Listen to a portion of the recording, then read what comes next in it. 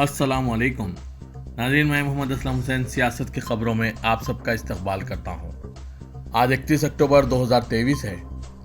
Islamic तारीख के हिसाब से आज 15 रबी अल सानी 1445 हिजरी है। पेश है आज की कुछ अहम खबरें। सदर जमहूरिया द्रौपदी मुर्मू, नायब सदर जगदीप धनखड़ और मरकजी वज़ीर दाखिला अमित शाह ने आज मंगल की सुबह सरदार वल्लभ भाई पटेल को इनके 148वें यौम पैदाइश पर नई दिल्ली में वाक़ पटेल चौक पर इनके मुजस्मे पर फूल चढ़ाए। दिल्ली के लेफ्टिनेंट जनरल वी.के. सक्सेना और मरकजी वजीर मीनाक्षी लेखी ने भी साबिक नायब वज़ीर आज़म को खिराज अक़ीदत पेश किया। इस मौके पर वज़ीर दाखिला अमित शाह ने यहां के मेजर ध्यानचंद स्टेडियम से रन फॉर यूनिटी को भी झंडी दिखाई और इत्तेहाद का हलफ दिलाया। हर साल 31 अक्टूबर को कौमी यकजहती के दिन के तौर पर मनाया जाता है। सरदार वल्लभ भाई पटेल ने 1947 से 1950 के दरमियान हिंदुस्तान के पहले नायब वज़ीर आज़म और वज़ीर दाखिला के तौर पर खिदमत अंजाम दी।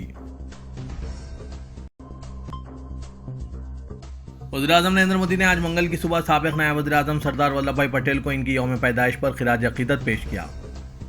आयरन मैन को इनके 148वें यौम पैदाइश पर याद करते हुए वज़ीर आज़म नरेंद्र मोदी ने कहा कि मुल्क हमेशा इनकी खिदमत का मखरूज है। वज़ीर आज़म ने कहा कि सरदार पटेल की जयंती के मौके पर हम इनके नाकाबिल तस्कीर जज्बे, दूरअंदेशी और इस गैर मामूली लगन को याद करते हैं जिसके साथ उन्होंने हमारी कौम की तकदीर को तश्कील दिया था। कौमी यकजहती के लिए इनकी वाबस्तगी हमारी रहनुमाई करती है। हम हमेशा इनकी खिदमत के मखरूज हैं। वज़ीर आज़म नरेंद्र मोदी गुजरात के केवड़िया में पटेल को इनके 142 मीटर ऊंचे मुजस्मे पर भी फूल चढ़ाएंगे। वो राष्ट्रीय एकता दिवस परेड का भी मुशाहिदा कर रहे हैं जिसमें BSF और मुख्तलिफ रियासती पुलिस के मार्च करने वाले दस्ते शामिल हैं।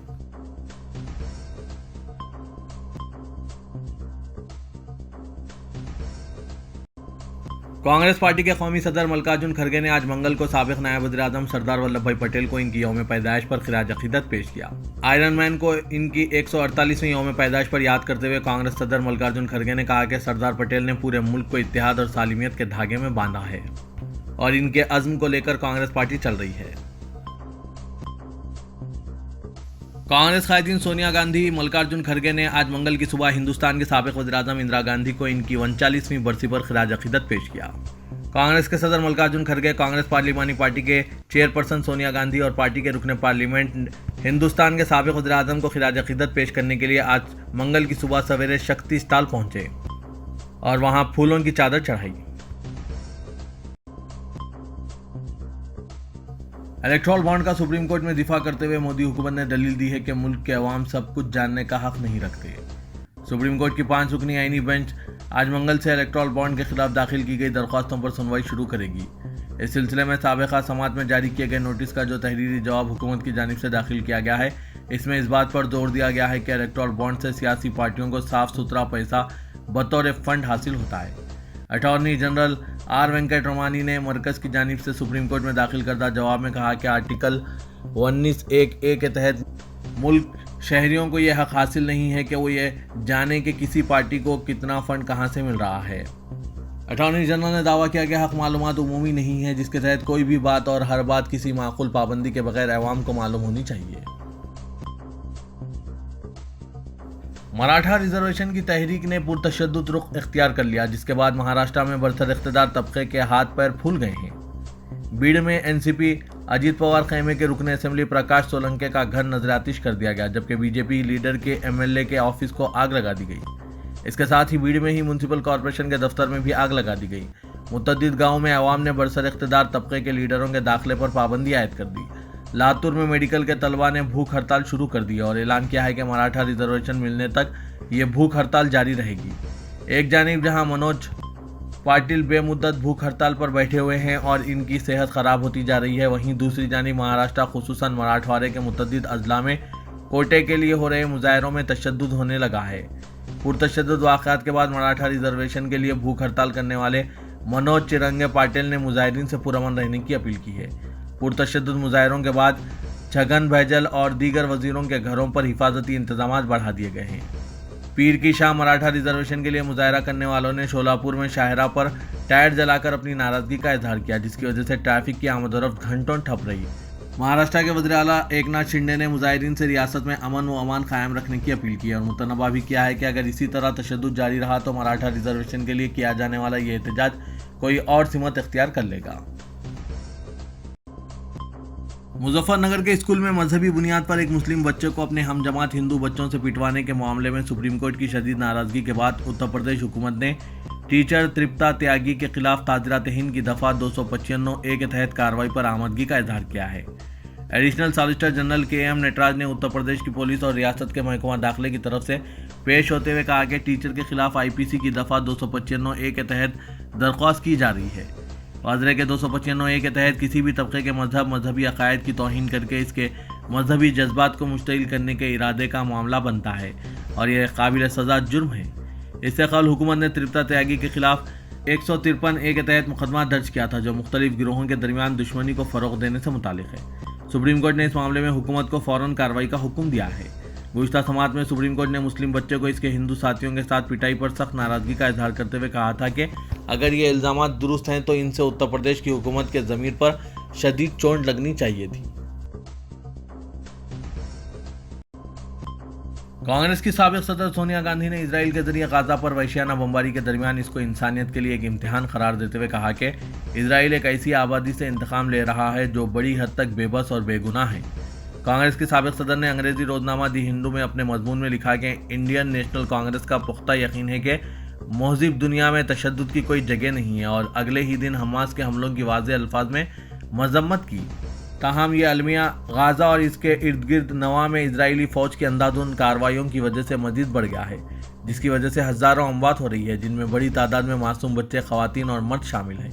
इजरायली रियासत की ताकत अब एक ऐसी आबादी से इंतकाम लेने पर मरकूज़ है जो बड़ी हद तक बेबस और बेकसूर है।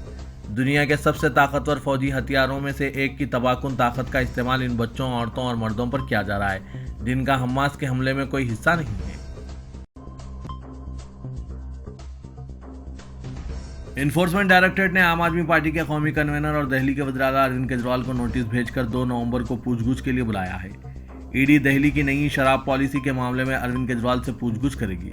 इससे कल CBI ने अप्रैल 2023 में दिल्ली के वज़ीर आला को पूछगछ के लिए बुलाया था। दिल्ली के साबिक़ नायब वज़ीर आला मनीष सिसोदिया और आम आदमी पार्टी के राज्यसभा मेंबर संजय सिंह दिल्ली शराब घोटाले केस में जेल में हैं। आम आदमी पार्टी लीडर और दिल्ली के वजीर सौरभ भारद्वाज ने केजरीवाल को मौसूल हुई ईडी समन के हवाले से मरकजी हुकूमत को निशाना बनाया। बिहार के बेगूसराय जिले में भीड़ का एक गैर इंसानी चेहरा सामने आया है, जहां 4 कमसिन बच्चों को किराने की दुकान से बिस्किट और चिप्स की चोरी करने का इल्जाम लगाकर न सिर्फ मारा पीटा गया बल्कि चारों को खंबे से बांधकर घंटों तक रखा गया। ये वाकया 28 अक्टूबर को वीरपुर थाने इलाके के फाजिलपुर गांव में पेश आया। इस दौरान दर्जनों लोगों का हुजूम तमाशाई बनकर सब कुछ देखता रहा, लेकिन किसी ने इसे बचाने की कोशिश नहीं की। इसी दौरान किसी ने इस वाक़े का वीडियो भी बना लिया, जो अब वायरल हो रहा है। इस वीडियो में देखा गया है कि 4 नाबालिग बच्चों को खंबे से बांधा गया है। वीडियो वायरल होने के बाद SP ने दुकानदार के खिलाफ मुकदमा दर्ज करके कार्रवाई का हुक्म जारी किया। वाक़े के बारे में बताया जा रहा है कि गुज़िश्ता सुबह 4 मुकामी बच्चों को पर एक किराने की दुकान में घुसकर बिस्किट और कुरकुरे, चिप्स, खाने पीने की अशिया चुराने का इल्ज़ाम लगाया गया। इस दौरान किसी ने इन चारों को चोरी करते हुए पकड़ लिया। इन सबको कुछ लोगों ने मारा पीटा और चारों नाबालिग को एक खंबे से रस्सी से बांध दिया गया। आखिर मोहब्बत के इस मुल्क में इतनी नफरत क्यों बढ़ती जा रही है? क्यों मासूम बच्चे भी नजर नहीं आ रहे हैं? ये वो मुल्क है जहाँ गांधी ने मोहब्बत सिखाई थी, जहाँ के लोग एक दूसरे पर रहम करते थे। नाज़रीन, इस पर आपकी क्या राय है? कमेंट के जरिए हमें ज़रूर वाकिफ करवाइएगा।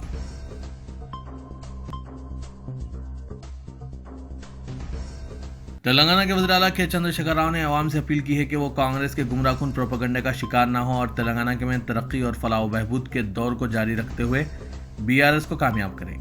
चीफ मिनिस्टर ने BRS की इंतखाबी मुहिम के तौर पर बांसवाड़ा और नारायणखेड़ा असेंबली हलकों में जलसों से खिताब किया। उन्होंने कांग्रेस और BJP को तनकीद का निशाना बनाया और कहा कि हुकूमत के खिलाफ गुमराहकुन प्रोपेगेंडा किया जा रहा है। तवील जद्दोजहद और कुर्बानियों के बाद तेलंगाना रियासत वजूद में आई और BRS ने 10 साल इख्तिदार में रियासत को मुल्क की नंबर 1 रियासत बना दिया है। उन्होंने आवाम से अपील की कि वो इंतखाबात में सोच समझकर वोट का इस्तेमाल करें और कांग्रेस पर भरोसा करके फलाही स्कीमात को खतरे में न डालें।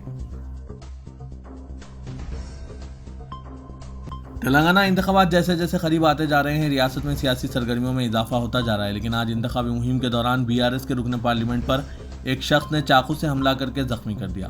तफसीलात के मुताबिक MK प्रभाकर रेड्डी पर सिद्दीपेट के सोरमपल्ली विलेज दौलताबाद मंडल में इंतखाबी मुहिम में एक शख्स ने चाकू से हमला कर दिया। हमलावर की शिनाख्त जी राजू की हैसियत से की गई, जो खुद को V90 न्यूज़ का रिपोर्टर करार दे रहा था। हमले के बाद इंतखाबी मुहिम में खौफ व हरास का माहौल पैदा हो गया और इस हमले में रुकन पार्लियामेंट के पेट पर गहरा जख्म आया। रुकन पार्लियामेंट को फौरी गजवेल के मुकामी दवाखाने में तिब्बी इमदाद दी गई और हंगामी हालात में शहर के कॉरपोरेट दवाखाना मुंतकिल किया। पुलिस ने बताया कि हमलावर जी राजू ने रुकन पार्लियामेंट प्रभाकर रेड्डी से मुलाकात के बहाने करीब आकर इन पर अचानक बॉर्ची खाने की चाकू से हमला कर दिया। इस हमले के बाद BRS कारकुनों ने हमलावर को पकड़कर शदीद जदोकोब किया, जिसमें वो जख्मी हो गया।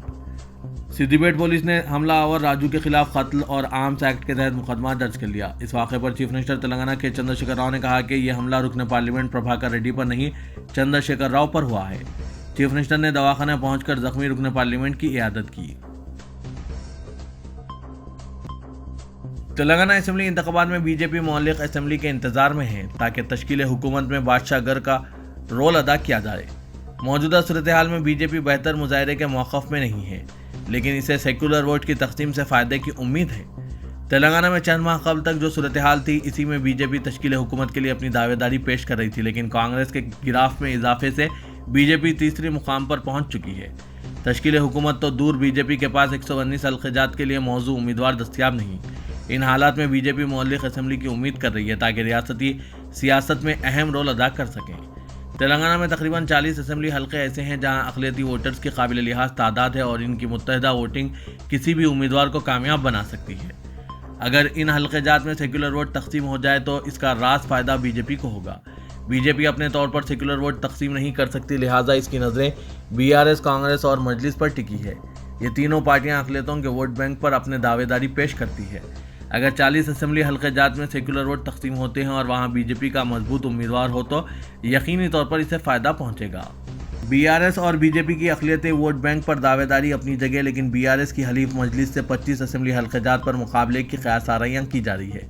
बताया जा रहा है कि शहर के अलावा मुख्तलिफ अजला से मजलिस के टिकट पर मुकाबले के लिए कई ख्वाहिशमंद उम्मीदवार पार्टी क़यादत से रुजू हो रहे हैं। आदिलाबाद, निर्मल, निज़ामाबाद, महबूबनगर, कामारेड्डी, नलगुंडा और रंगारेड्डी के कई असेंबली हल्क़ात से मजलिस के उम्मीदवार खड़ा करने मुकामी सतह पर मुतालबा जोर पकड़ रहा है। इत्तलात के मुताबिक मजलिसी क़यादत इस मरतबा रिवायती 8 असेंबली हल्क़ात के बजाय 25 नशिस्तों पर मुकाबले की तैयारी कर रही है और मुख्तलिफ अजला से रिपोर्ट तलब की गई ताकि पार्टी उम्मीदवारों की कामयाबी के इम्कान का जायज़ा लिया जा सके। मजलिस का 25 असेंबली हल्कों से मुकाबले का इम्कान अगर सच होता है तो सेकुलर वोट की तकसीम का अंदेशा है। हैदराबाद के असेंबली हल्क़ात में नामपल्ली सियासी हलकों और अवाम में तवज्जो का मरकज़ बन चुका है। यूँ तो शहर के दीगर असेंबली हल्क़ात की तरह इस हल्के में भी सैरुखी मुकाबले का इम्कान है, लेकिन इस हल्के की अहमियत इस एतबार से बढ़ चुकी है कि इस मरतबा कांग्रेस ने मजलिस के इस गढ़ में अपना परचम लहराने की तैयारी कर ली है। कांग्रेस ने मोहम्मद फेरोज खान को पार्टी उम्मीदवार के तौर पर मैदान में उतारा है, जो साबिक़ में PRP और तेलुगु देशम टिकट पर इसी हल्के से मुकाबला करके मजलिस के लिए चैलेंज बन चुके थे। गुज़िश्ता 15 सालों से नामपल्ली के अवाम के दरमियान सरगर्म रहने वाले कांग्रेस उम्मीदवार से मुकाबला करना मजलिस के लिए आसान नहीं है। यही वजह है कि मजलिस ने अभी तक इस हल्के के उम्मीदवार का ऐलान नहीं किया है। गुज़िश्ता 2 मियादों से कामयाबी पाने वाले जाफर हुसैन मिराज को नामपल्ली के बजाय पुराने शहर के किसी हल्के को मुंतकिल करने की इत्तलात है। मजलिस के अलावा BRS व बीजेपी ने भी नामपल्ली हल्के के लिए उम्मीदवारों के नामों का ऐलान नहीं किया है। ऐसा महसूस हो रहा है कि तीनों पार्टियों को कांग्रेस से मुकाबले के लिए मौजूद उम्मीदवार दस्तियाब नहीं है। रुकन पार्लियामेंट हैदराबाद व सदर मजलिस असदुद्दीन अवैसी ने मेदक के रुकन पार्लियामेंट व BRS के हल्का असेंबली दोबाग के उम्मीदवार के प्रभाकर रेड्डी पर चाकू से हमले के वाक़े की सख्त मजम्मत की। असदुद्दीन अवैसी सदर मजलिस ने सोशल मीडिया प्लेटफॉर्म X पर अपने पोस्ट में उम्मीद जाहिर की और प्रभाकर रेड्डी से नेक ख्वाहिशात का इजहार किया कि वो बहुत जल्द दोबारा इंतखाबी मैदान में वापस कदम रखेंगे। ओवैसी ने कहा कि रेड्डी साहब पर हमलावर का ताल्लुक कांग्रेस से है। कांग्रेस आगे मोहब्बत की दुकान और पीछे तशद्दुद का मकान रखती है। ये इंतहाई काबिल मजम्मत है। कांग्रेसियों की जानिब से यह रेड्डी साहब को डराने की कोशिश है। असदुद्दीन अवैसी ने अपने पोस्ट में कांग्रेस कायद गांधी को टैग करते हुए कहा कि 31 अक्टूबर 1984 में कांग्रेस के दौरे हुकूमत में मुखालिफ सिख फसादात से इसका आगाज़ हुआ। सदर मजलिस ने कहा कि RSS से ताल्लुक़ रखने वाले सदर प्रदेश कांग्रेस रेवंत रेड्डी असरअंदाज होने की कोशिश कर रहे हैं। क़यास आराइयाँ की जा रही है कि ऑल इंडिया मजलिस इत्तेहादुल मुस्लिमीन के लीडर व रुकन असेंबली चारमीनार मुमताज़ अहमद खान अगर मजलिस से पार्टी टिकट नहीं मिलने की सूरत में वो कांग्रेस में शामिल हो सकते हैं। ज़राए से मौसूला इत्तला के मुजिब मुमताज़ अहमद खान ने यह इरादा कर लिया है कि अगर मजलिस से टिकट हासिल नहीं होता है तो वो कांग्रेस से रुकने असेंबली के तौर पर चार मीनार से फिर से मुकाबला करेंगे। ये कयास आ रहे हैं उरूज पर है कि चार मीनार के मौजूदा एमएलए को तेलंगाना असेंबली इंतखाबात के लिए कांग्रेस के उम्मीदवारों की तीसरी फहरिस्त में जगह मिल सकती है, क्योंकि एआईएमआईएम ने मुमताज अहमद खान को यह पैगाम भेजा कि इन्हें अब रिटायर होना चाहिए और पार्टी इन्हें दोबारा टिकट की पेशकश नहीं करेगी। इसलिए 6 बार रुकने असेंबली ने अपने बेटे इम्तियाज के लिए वही टिकट हासिल करने की कोशिश की। ताहम जैसा कि पार्टी क़यादत हार मानने के मूड में नहीं है, मगर मुमताज अहमद खान कह रहे हैं कि अगर इन्हें पार्टी टिकट नहीं दी तो वो चार मीनार से कांग्रेस के जरिए मैदान में रहेंगे। अब इस बात का फैसला मजलिस के उम्मीदवारों की फहरिस्त आने के बाद ही होगा।